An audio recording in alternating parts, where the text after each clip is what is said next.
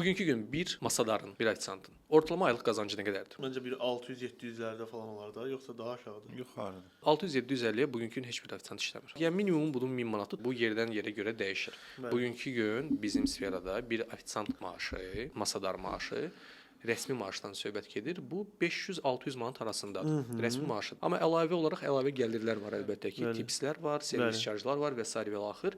Bu da minimum ehtimalda, yenə dediyim kimi konseptdən konseptə görə dəyişir.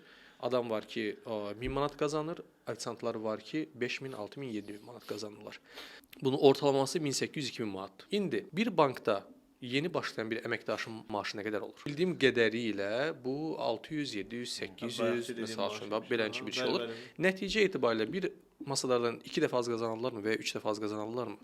Qazanırlar. Düzdürmü? Bir tərəfdə 2000 manat, 2500 manat qazanan bir insan var. Bir tərəfdə 800 manat, 1000 manat qazanan bir insan var. Amma bugünkü gün hansı daha çox hörmət olunur?